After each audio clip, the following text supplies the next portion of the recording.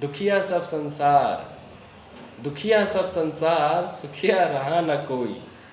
जेकर जैसी सोच तेकर तज विधि काज होई। नमस्कार दोस्तों, मेरा नाम आकाश है और फिर से एक नई कविता के साथ आप लोगों के बीच पेश हुआ हूँ। और इस बार की जो मैंने कविता लिखी है वो मीरा के ऊपर लिखी है। मीरा आप सभी लोग जानते हैं, जो कृष्ण की दासी थी।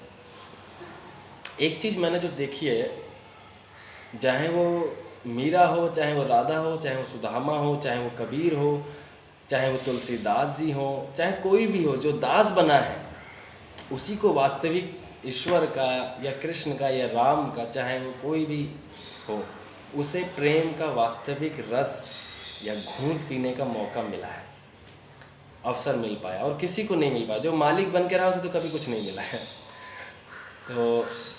तो मीरा किस तरह से कृष्ण को अपनी पीड़ा की गुहार लगा रही है, उसे पुकार रही है, वो किस तरह से अपने मन की बात उस तक पहुंचा रही है, मैं इस कविता के माध्यम से आप लोगों तक पहुंचाऊंगा। आशा है आप लोगों को पसंद आएगी। तो शुरू करते हैं। शुरू की 4 लाइन कि पीड़ा अगर तन की हो, कि पीड़ा अगर तन की हो तो वैद्य बुलाऊं, लेकिन पीड़ा मन की हो तो किसे दिखाऊं। तो इसका जो टाइटल है वो पीड़ा मैंने दिया है। तो पहला पैराग्राफ शुरू करते हैं कि जल्द आन मिलो मोहन, जल्द आन मिलो मोहन, तुम्हें अपने मन का हाल सुनाना है। विरहा की आग में कितना बेहाल हुई मैं, वो हाल सुनाना है। आँखों में जो आंसू बह रहे हैं, आँखों में जो आंसू बह रहे हैं, वो सागर दिखाना है। कृष्ण कृष्ण नाम की जो माला जप रही हैं, कृष्ण कृष्ण नाम की जो माला जप रही हैं, उन सांसों को सुनाना है। मन की पीड़ा, मन की पीड़ा जो सीमा लांघ चुकी है, मन की पीड़ा जो सीमा लांघ चुकी है, उस दर्द का एहसास कराना है। खामोश शब्द, खामोश शब्द जो होठों पर आकर बैठे हैं, वो लेख तुम्हें पढ़ाना है।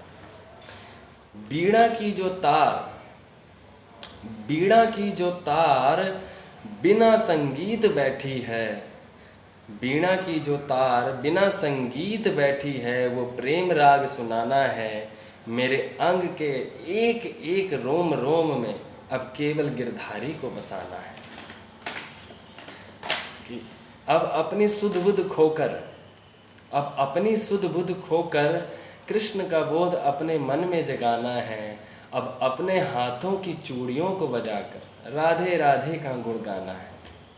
इस स्वार्थी दुनिया से नाता तोड़, अब हर संबंध निस्वार्थ होकर श्याम से बनाना है। अब क्या लेना इस जग से, अब क्या देना इस जग को, अब अपना हर लेन देन उस ठाकुर से लगाना है। तो इतनी सी थी ये कविता। और आखिरी की 4 लाइन में बोलूँगा कि बनवारी अब ज़्यादा बनो मत, हाँ बनवारी अब ज़्यादा बनो मत, अब आंखें खोलो दासी की गुहार सुनो। अब छोड़ो ये लीला रचनी, हमारा हाथ थामो और हमें पार करो। तो इतनी सी थी ये कविता। आशा है आप लोगों को पसंद आई होगी। और जाते जाते मैं एक बात कहूँगा कि प्रेम जो है, जो हम सोचते हैं ना कि भाई प्रेम का मतलब है कि 2 लड़का लड़की का जुड़ाव, ऐसा कुछ नहीं होता। वो एक शारीरिक जुड़ाव है जो हमें समझ में नहीं आता। अक्सर लोगों को मैंने देखा, लोग कहते हैं कि मीरा को कृष्ण नहीं मिल पाए थे या राधा की कृष्ण शादी नहीं हो पाई थी। ऐसा किसने कहा?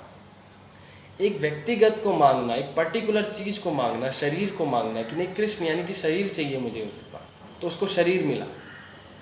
जिसको लगा कि नहीं कृष्ण तो हर चीज़ में है, मेरे पनघट में है, मेरी बीड़ा में है, मेरी बिरहा में है, मेरी पीड़ा में है, मेरी गाय में है, मेरी मोर में है, मेरे पनघट में है, मेरे मटके में है, मेरी हर एक चीज़ में कृष्ण बसा है, तो मुझे एक व्यक्तिगत शरीर की ज़रूरत क्या है? इस धारणा को सबसे पहले हटाइए। वो प्रेम जहाँ आता है वहाँ कोई समझौता नहीं होता, वहाँ कोई भेदभाव ऊंच नीच नहीं होता, वहाँ कोई शर्म लाज भय नहीं होता। वो क्योंकि वो निराकार है, निरारूप है, उसका कोई अंत भी नहीं है, उसका कोई आदि भी नहीं होता। तो बस इतनी सी थी कविता।